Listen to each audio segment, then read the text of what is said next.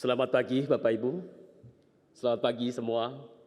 Puji Tuhan, pertama-tama saya mengucapkan terima kasih kepada majelis dan juga hamba Tuhan yang sudah memberi kesempatan kepada saya menyampaikan firman Tuhan pada hari ini. Bagi Bapak Ibu yang saat ini berada di rumah mengikuti ibadah live streaming, perkenalkan saya Pendeta Mati Hulu. Oleh kemurahan hati Tuhan, melalui Majelis GKPJ dan Badan Pengurus Yayasan Sekolah Kristen Bina Kasih mempercayakan saya melayani sebagai gembala atau kepala kerohanian di Sekolah Kristen Bina Kasih. Terima kasih kepada majelis dan juga Badan Pengurus Yayasan. Bapak Ibu yang saya kasih dalam Tuhan Yesus Kristus, pada bulan ini kita akan membahas tema besar, yaitu murid Kristus yang berbuah. Dan hari ini kita akan belajar tentang buah sebagai murid Kristus, yaitu menjadi murid pembawa terang. Mari kita bersama-sama melihat Alkitab kita di dalam Efesus pasal 5 ayat 1 sampai dengan ayat yang ke-13. Efesus pasal 5 ayat 1 sampai ayat 13, saya bacakan untuk kita semua. Sebab itu jadilah penurut-penurut Allah, seperti anak-anak yang kekasih, dan hiduplah di dalam kasih, sebagaimana Kristus Yesus juga telah mengasihi kamu, dan telah menyerahkan dirinya untuk kita sebagai persembahan dan korban yang harum bagi Allah. Tetapi percabulan dan rupa-rupa kecemaran atau keserakahan disebut saja pun jangan di antara kamu, sebagaimana sepatutnya bagi orang-orang kudus. Demikian juga perkataan yang kotor, yang kosong atau yang sembrono, karena hal-hal ini tidak pantas. Tetapi sebaliknya ucapkanlah syukur, karena ingatlah ini baik-baik. Tidak ada orang sundal, orang cemar, atau orang serakah, artinya penyembah berhala yang mendapat bagian di dalam kerajaan Kristus dan Allah. Janganlah kamu disesatkan orang dengan kata-kata yang hampa, karena hal-hal yang demikian mendatangkan murka Allah atas orang-orang durhaka. Sebab itu janganlah kamu berkawan dengan mereka. Memang dahulu kamu adalah kegelapan, tetapi sekarang kamu adalah terang di dalam Tuhan. Sebab itu hiduplah sebagai anak-anak terang, karena terang hanya berbuahkan kebaikan dan keadilan dan kebenaran. Dan ujilah apa yang berkenan kepada Tuhan. Janganlah turut mengambil bagian dalam perbuatan-perbuatan kegelapan yang tidak berbuahkan apa-apa, tetapi sebaliknya telanjangilah perbuatan-perbuatan itu. Sebab menyebutkan saja pun apa yang dibuat oleh mereka di tempat-tempat yang tersembunyi telah memalukan. Tetapi segala sesuatu yang sudah ditelanjangi oleh terang itu menjadi nampak, sebab semua yang nampak adalah terang. Yang berbahagia adalah setiap kita yang membaca, merenungkan, dan melakukan firman Tuhan setiap hari. Mari kita berdoa terlebih dahulu. Tuhan, pada saat ini kami sudah membaca firman-Mu, dan sebentar lagi kami akan merenungkannya. Tuhan, berbicaralah kepada setiap kami melalui hamba-Mu ini. Tuhan, Engkau mengatur lidah bibir hamba-Mu, dan biarlah Engkau kuasai hamba-Mu dan kuasai hati seluruh umat-Mu saat ini. Berkati kami Tuhan di dalam firman-Mu ini. Berbicaralah kepada kami, bersabda bagi kami, kami telah siap mendengarkannya. Di dalam nama Yesus Kristus kami berdoa. Amin. Bapak Ibu Saudara sekalian, pada abad keempat sebelum Masehi, di Korintus hiduplah seorang filsuf Yunani yang bernama Diogenes. Saudara-saudara sekalian, Diogenes terkenal sebagai seorang filsuf yang sangat bijak. Dan dia terkenal hidup di dalam tong kayu, karena dia tidak punya rumah. Dan dia selalu hidup di tong kayu itu. Dan kemana-mana dia selalu membawa tong kayu itu. Nah Bapak Ibu Saudara-saudaraku yang saya kasih dalam Tuhan Yesus Kristus, setiap hari dia bangun dari tong kayu itu. Dan dia menyalakan lampu. Ya, dia berjalan keliling di kota-kota. sambil berkata, "Gelap, gelap, mengapa begitu gelap?" Orang-orang yang mendengarkan sangat heran, jangan-jangan dia ini gila. Oh, ini terang kok, ya ini siang bolong, kok bilang gelap? Nah, saudara-saudaraku yang saya kasih dalam Tuhan, lalu si Diogenes berkata, "Aku sedang mencari orang yang jujur di sini." Saudara-saudara, hari-harinya selalu dihabiskan oleh Diogenes seperti itu. Pada suatu hari, seorang yang bernama Iskandar Agung datang mengunjungi kota Korintus itu. Kemudian orang-orang menemui raja ini, menemui Iskandar ini, dan mereka mengagungkan ya kebesarannya. Tetapi Diogenes tidak datang menyambut raja ini. Nah, saudara-saudara sekalian, tetapi Iskandar Agung mendengar bahwa ada seorang filsuf yang terkenal. Akhirnya dia berusaha untuk menemui Diogenes itu. Lalu dia berkata, "Hai Diogenes, keluarlah, aku menemuimu. Apa yang aku perbuat bagimu?" Tetapi apa perkataan Diogenes? "Pergilah dari sini, engkau menghalangi cahaya masuk ke dalam rumahku." Orang-orang, loh ini kok pembicaraannya kok seperti ini? Nah, saudara-saudara sekalian, tetapi Iskandar Agung berkata begini, "Hampir saja gelap itu menguasaiku. Jika aku tidak menjadi seorang Iskandar Agung, aku ingin menjadi Diogenes saja." Saudara-saudaraku yang saya kasih dalam Tuhan, cerita ini singkat, menceritakan bahwa dunia ini telah dikuasai oleh kegelapan. Gelap bukan berarti tidak ada matahari. Gelap bukan berarti tidak ada lampu. Tetapi gelap di sini adalah gelap di mana manusia telah dikuasai oleh kegelapan dosa. Manusia telah jatuh di dalam dosa. Manusia ibarat berada di dalam kegelapan, di mana tidak ada cahaya Allah, di mana tidak ada kemuliaan Allah. Saudara-saudaraku yang saya kasih dalam Tuhan Yesus Kristus, begitulah keadaan manusia berdosa. Keadaan dosa adalah keadaan kegelapan. Orang-orang berdosa dapat disamakan seperti orang-orang yang hidup di dalam kegelapan, jauh dari persekutuan dengan Allah, tidak tahu arah karena dibutakan oleh kegelapan dosa.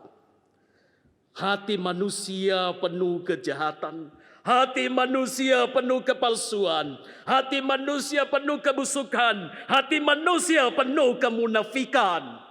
Saudara-saudaraku yang saya kasih dalam Tuhan Yesus Kristus, tetapi kita bersyukur oleh kasih karunia Allah.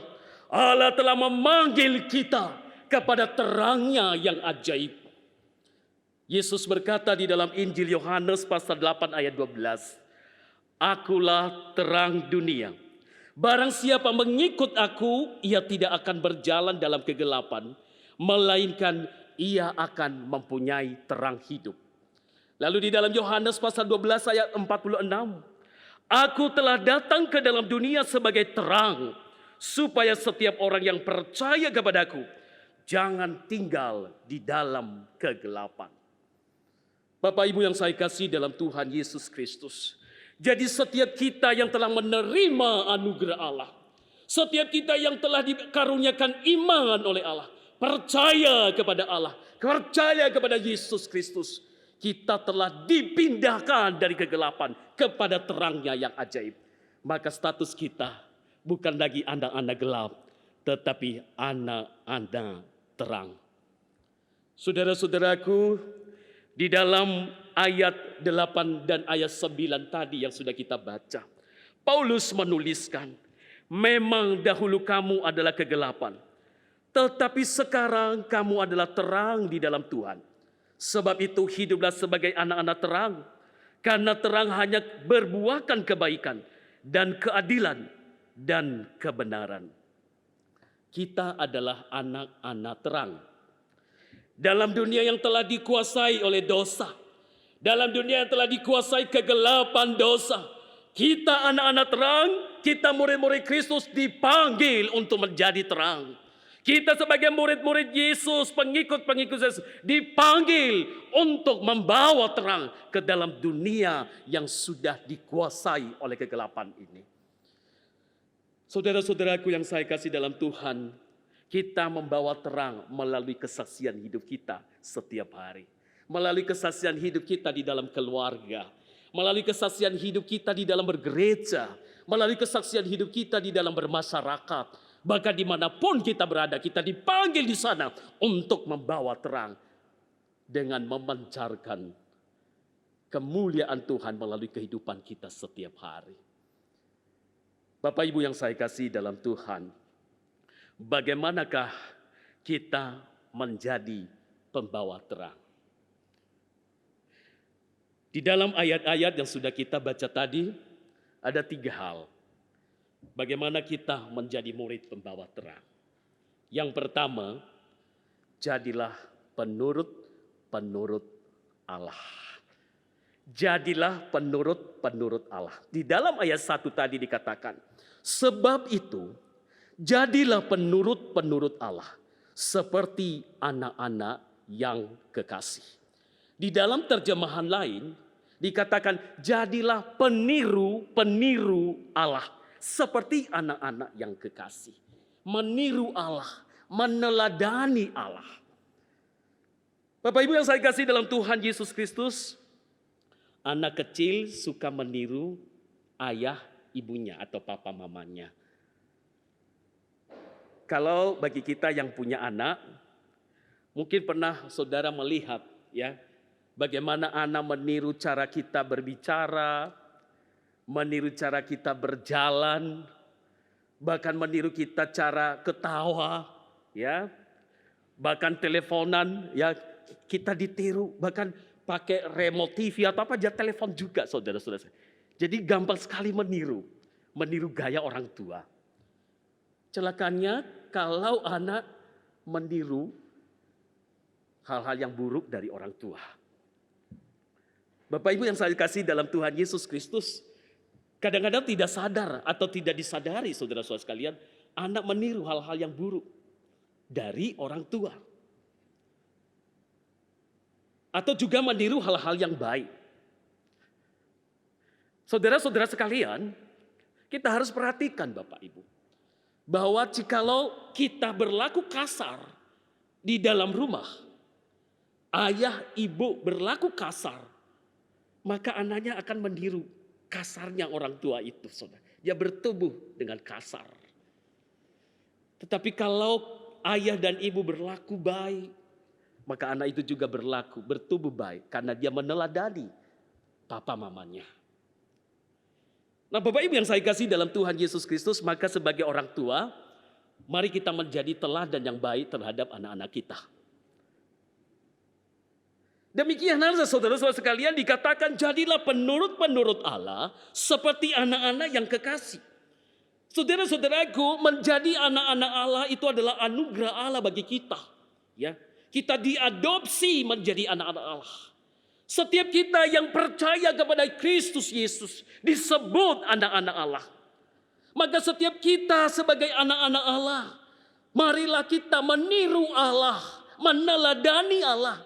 Kita adalah anak-anak kekasih, anak-anak yang dikasihi Allah. Seperti anak kecil meniru papa mamanya. Demikianlah kita juga sebagai anak-anak Allah, meniru Allah sebagai bapa kita. Meneladani karakter Allah, meneladani sifat-sifat Allah, meneladani Allah di dalam kehidupan kita setiap hari. Dimanapun kita berada.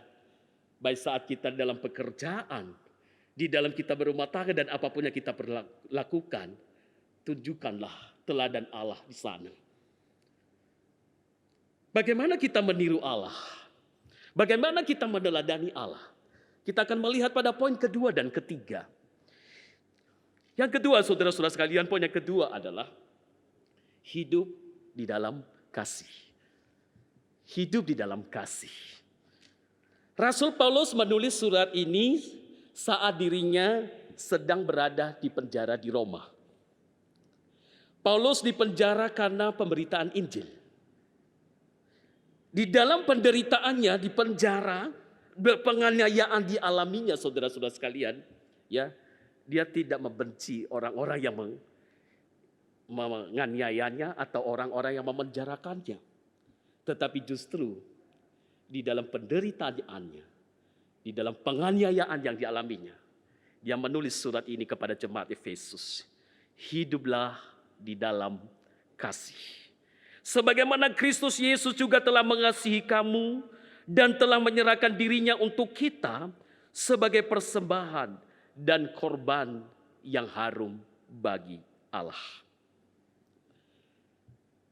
Saudara-saudara, kasih Kristus adalah kasih tanpa syarat.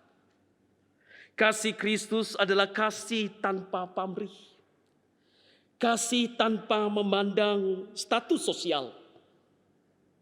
Ia mengasihi orang miskin, ia mengasihi orang kaya, ia mengasihi orang yang tidak berpendidikan, ia mengasihi orang yang berpendidikan. Ia mengasihi semua orang, saudara-saudara dia. Bahkan orang yang dikucilkan dunia sekalipun, orang yang dianggap hina oleh dunia sekalipun, Tuhan mengasihi. Dan siapa kita, saudara-saudara sekalian? Kita adalah orang-orang yang tidak patut dikasihani. Kita adalah orang-orang yang sudah melawan Tuhan, memberontak kepada Tuhan. Kita adalah orang-orang yang telah menyakiti hati Tuhan. Tetapi Allah di dalam Kristus Yesus mengasihi kita.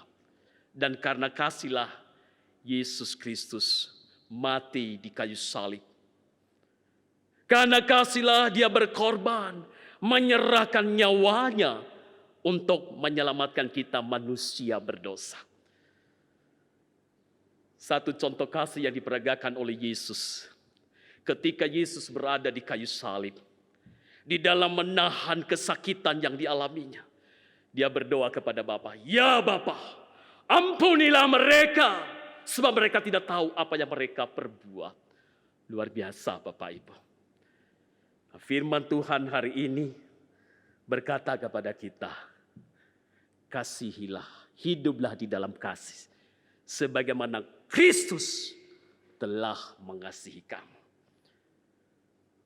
Bapak Ibu yang saya kasih dalam Tuhan Yesus Kristus, bagaimanakah di dalam kehidupan kita sebagai orang-orang Kristen? Adakah kasih itu di dalam kehidupan kita? Firman Tuhan katakan hidup di dalam kasih sebagaimana Kristus Yesus juga telah mengasihi kita.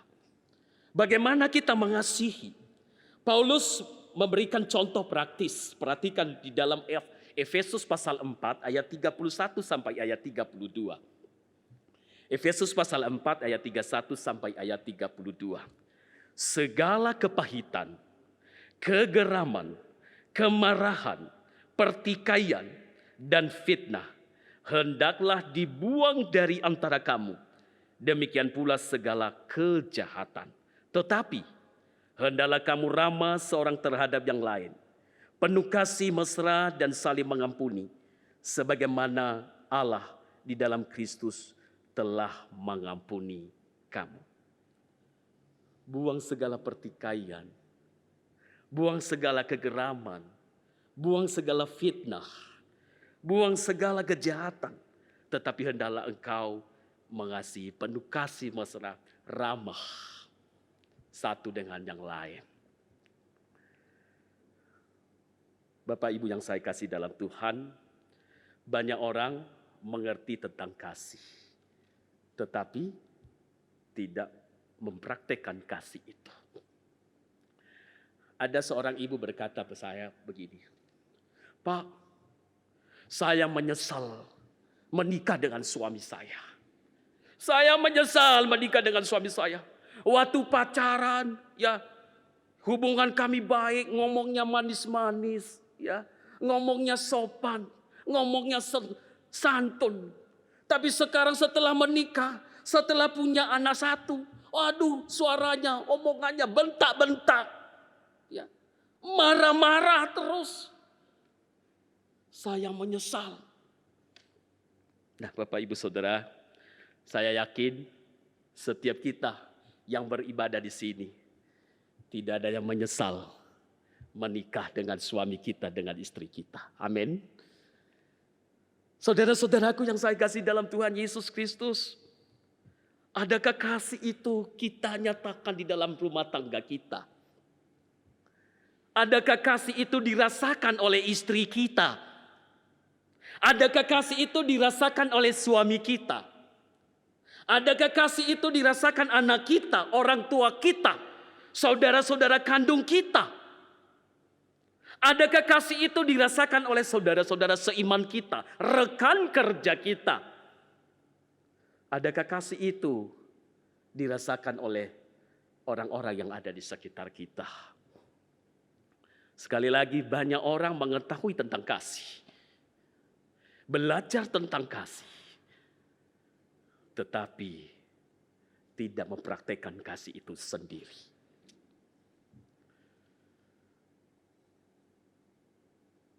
Bapak Ibu yang saya kasih dalam Tuhan, Rasul Paulus mengajak kita, menasehati setiap kita, hiduplah di dalam kasih, sebagaimana Kristus telah mengasihi kita. Kita mengasihi bukan hanya orang yang telah mengasihi kita. Biasanya gampang ya, kalau mengasihi orang yang baik bagi kita itu gampang. Tapi yang sangat sulit bagi kita adalah mengasihi orang yang mungkin menyakiti kita. Aduh, perjuangan Bapak Ibu. Saya secara pribadi juga berjuang, ya, bukan manusia sempurna, tapi berjuang mengasihi orang yang bagi kita menyakiti kita. Saudara-saudara, tapi belajarlah kepada Yesus. Saya juga belajar. Kita semua belajar. Belajar mengasihi. Bukan hanya mengasihi orang yang berbuat baik kepada kita. Mengasihi orang yang tidak layak kita kasihani. Bahkan orang yang tidak mampu membalas kasih kita. Kita harus mengasihi. Yesus datang ke dalam dunia. Sekali lagi kita tidak layak dikasihani. Tidak layak. Dan tidak ada satupun yang dibanggakan di dalam diri kita. Tidak ada satupun yang membuat Tuhan itu layak mengasihi kita. Tidak ada. Tetapi di dalam kasih karunia-Nya, di dalam kasih-Nya, Dia mau mengampuni kita. Dia mau mengasihi kita. Dia mau menerima kita. Dia mau menyelamatkan kita. Maka marilah kita mengasihi orang yang tidak patut kita kasihani. Dan orang yang tidak mampu membalas kasih kita sekalipun. Jikalau hari ini ada hubungan rumah tangga yang retak, ada hubungan saudara dengan sudah retak, mari kita belajar pada firman Tuhan ini. Mari kita praktekkan firman Tuhan, memandang kepada Kristus yang sudah menyerahkan dirinya mati di kayu salib, yang Dia rela datang karena kasih-Nya. Yang ketiga, bagaimana kita membawa terang hidup kudus. Mari kita melihat di dalam ayat yang ketiga dan sampai ayat yang ke-13. Bapak Ibu Saudaraku, kita adalah orang-orang berdosa. Kita sudah tercemar oleh dosa. Tetapi oleh kasih karunia Allah dalam Kristus Yesus telah diubahkan menjadi orang-orang kudus. Setiap kita yang percaya kepada Yesus sebagai Tuhan dan Juru Selamat kita, status kita disebut orang kudus. Kudus artinya dipisahkan, dikhususkan. Artinya bahwa Allah telah memisahkan kita dari kegelapan ini. Allah mengkhususkan kita untuk menjadi miliknya. Allah mengkhususkan kita untuk menjadi milik Kristus. Memuliakan Allah, hidup menurut kehendak Allah. Bapak Ibu yang saya kasih dalam Tuhan, maka sebagai orang-orang kudus, mari kita hidup kudus. Benci dosa. Benci dosa. Ayat 3 dan 4 di situ dicatat, tetapi percabulan dan rupa-rupa kecemaran atau keserakahan disebut saja pun jangan di antara kamu. Sebagaimana sepatutnya bagi orang-orang kudus. Demikian juga perkataan yang kotor, yang kosong, atau yang sembrono. Karena hal-hal ini tidak pantas. Tetapi sebaliknya, ucapkanlah syukur. Di sini Paulus menyebutkan beberapa dosa. Bukan berarti dosa-dosa yang tidak tercatat di dalam ayat ini boleh kita lakukan. Tidak demikian, saudara sekalian.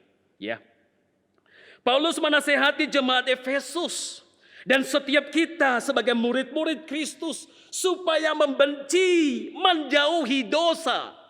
Dosa percabulan, dosa seksual, perzinahan, perselingkuhan. Tuhan benci, Tuhan tidak suka, Tuhan jijik. Maka kita harus menjauhinya. Dikatakan dosa rupa-rupa kecemaran, dosa keserakahan, perkataan yang kotor, yang sembrono, yang kosong, bohong, fitnah dan sebagainya, saudara-saudara. Jauhkan hal itu, kata Paulus. Mengapa? Dikatakan di dalam kalimat itu tadi, tidak pantas bagi orang kudus. Tidak patut bagi orang kudus. Percabulan tidak patut bagi orang kudus. Perselingkuhan, perzinahan tidak patut bagi orang kudus. Kata-kata kotor tidak pantas bagi orang kudus. Perkataan-perkataan sembrono dan hidup di dalam kecemaran, keserakahan dan sebagainya tidak pantas bagi orang kudus. Tidak patut bagi anak-anak terang. Maka kita harus menjauhkan. Karena kita sudah dikuduskan. Kita sudah hidup kudus. Jauhkanlah segala hal yang tidak kudus.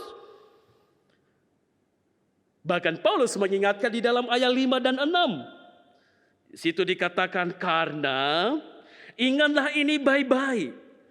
Tidak ada orang sundal, orang cemar, atau orang serakah. Artinya penyembahan berhala yang mendapat bagian di dalam kerajaan Kristus dan Allah. Ayat 6, janganlah kamu disesatkan orang dengan kata-kata yang hampa. Karena hal-hal yang demikian mendatangkan murka Allah atas orang-orang durhaka. Apa maksudnya Bapak Ibu? Maksudnya bahwa orang Kristen yang terus hidup di dalam dosa. Orang Kristen yang terus tidak menjaga kekudusan hidupnya. Tidak membenci dosa. Tidak bertobat. Maka saudara-saudara sekalian dikatakan tidak mendapat bagian di dalam kerajaan Kristus dan Allah. Melainkan murka Allah. Tanpa kekudusan, tidak seorang pun akan melihat Tuhan. Tercatat di dalam Ibrani pasal 12 ayat 14. Orang Kristen tanpa kekudusan, orang Kristen tanpa pertobatan adalah palsu. Orang Kristen tanpa kekudusan, orang Kristen tanpa pertobatan, sesungguhnya menunjukkan dirinya tidak sungguh-sungguh percaya kepada Tuhan Yesus sebagai juru selamat pribadinya. Dan orang yang tidak percaya di dalam Injil Yohanes pasal 3 ayat 18b, barang siapa tidak percaya, ia telah berada di bawah hukuman sebab ia tidak percaya dalam nama Anak Tunggal Allah. Pertanyaannya bagi kita yang hadir di sini dan juga setiap jemaat yang sedang mengikuti ibadah live streaming ini. Sungguh-sungguhkah Bapak Ibu percaya kepada Yesus sebagai Tuhan dan Juru Selamat pribadinya? Sungguh-sungguhkah kita saat ini percaya kepada Yesus sebagai Tuhan dan Juru Selamat kita? Sungguh-sungguhkah kita bahwa Yesus Kristus telah mati, telah menebus dosaku, telah menyelamatkanku? Bukan hanya sekedar percaya, saudara-saudara sekalian. Tetapi mari kita tunjukkan, kita buktikan percaya kita itu. Buktikan iman kita itu hidup kudus. Ada banyak orang yang mengaku Kristen, tetapi tidak ada pertobatan. Masih mabuk-mabuk. Kalau Bapak Ibu ya pergi di daerah-daerah Kristen, mayoritas Kristen. Waduh saudara-saudara sekalian, ya. Saya tidak menjelekkan daerah saya Nias, mayoritas Kristen. Tapi saudara sekalian, hidup mereka mana? Mabuk-mabuk. Ya. Kalau hari Minggu kemana? Bukan di gereja. Kemana? Judi. Tapi mereka namanya Kristen. Yohanes, Matius, Lukas, wah segala macam. Kristen. Tetapi tidak ada pertobatan. Kristen. Tetapi tidak ada Kristus. Bagaimana dengan kita? Sungguh-sungguhkah kita percaya kepada Dia? Dan itu akan terlihat dalam kehidupan kita setiap hari. Kita akan terlihat di dalam kekudusan hidup kita. Menunjukkan hidup kudus di dalam pelayanan. Menunjukkan hidup kudus di dalam keluarga. Menunjukkan hidup kudus di dalam berbisnis. Menunjukkan hidup kudus dalam segala hal. Jadi bukan hanya kudus di dalam gereja. Waduh alim. Tapi setelah keluar dari gereja. Aduh. Ini orang ini. Aku tahu dia itu majelis. Oh aku tahu dia ini. Dia penatua. Aku tahu orang itu. Tidak bisa jadi saksi. Saudara-saudara, ini sebagai introspeksi bagi kita sebagai murid-murid Kristus. Sekali lagi, jika kita sungguh-sungguh percaya kepada Dia, nyatakanlah hidup kudus itu di dalam kehidupan kita setiap hari, dimanapun kita berada. Sangatlah sulit bagi kita untuk membawa terang. Sangatlah sulit bagi kita untuk bersaksi. Kalau kita berkata, Yesus itu Tuhan dan Juru Selamat, percayalah kepadanya. Tapi kita sendiri kurang percaya. Kita sendiri tidak percaya. Ya, hiduplah di dalam kekudusan, tapi kita sendiri tidak hidup dalam kekudusan. Bagaimana bisa menjadi saksi? Bagaimana kita bisa menjadi terang? Bapak Ibu sekalian yang saya kasih dalam Tuhan, marilah kita hidup di dalam kekudusan.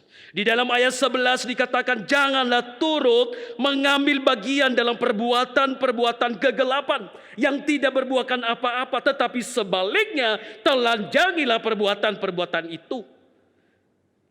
Saudara-saudara sekalian, artinya kita adalah anak-anak terang, orang-orang kudus, benci segala dosa. Janganlah kita ambil bagian di dalam dosa itu, karena itu tidak patut bagimu, tidak pantas bagi kita. Kita sudah dikuduskan, kita sudah jadi milik Kristus. Itu buang, jangan masuk lagi di dalam kegelapan itu. Jangan ambil bagian lagi dalam perbuatan-perbuatan kegelapan itu.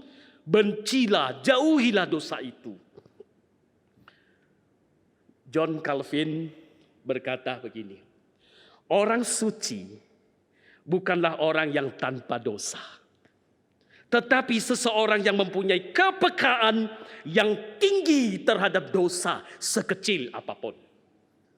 Sekali lagi, orang suci bukanlah orang yang tanpa dosa, tetapi seseorang yang mempunyai kepekaan yang tinggi terhadap dosa sekecil apapun.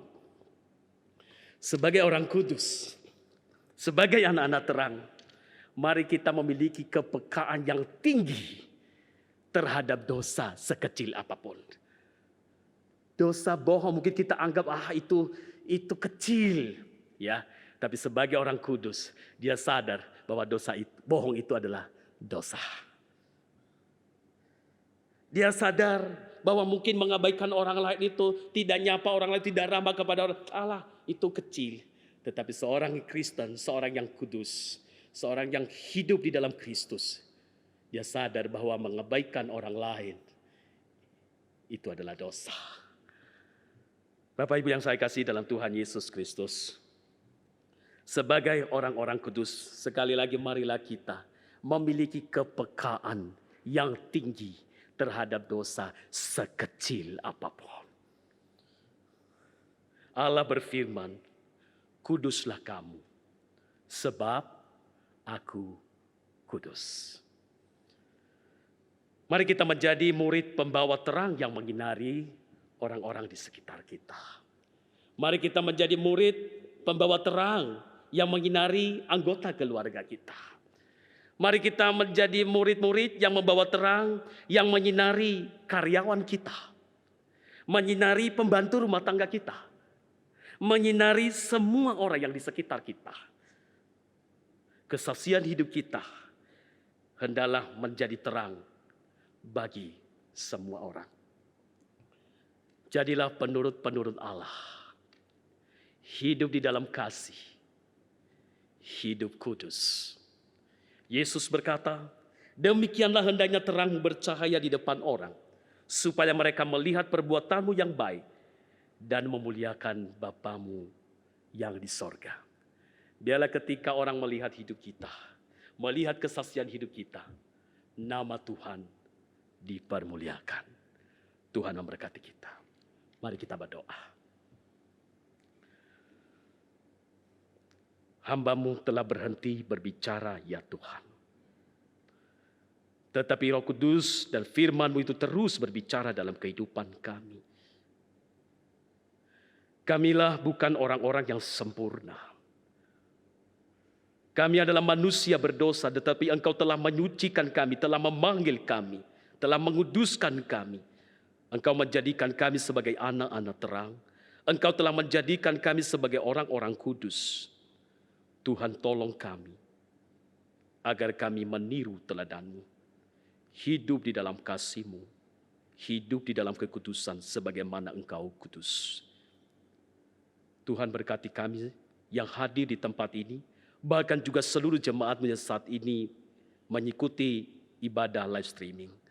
Berkati dimanapun mereka saat ini berada. Ubahkanlah kami setiap pribadi kami, agar kami menjadi murid-murid yang membawa terang kemanapun kami berada. Sehingga nama Tuhan dipermuliakan melalui kehidupan kami.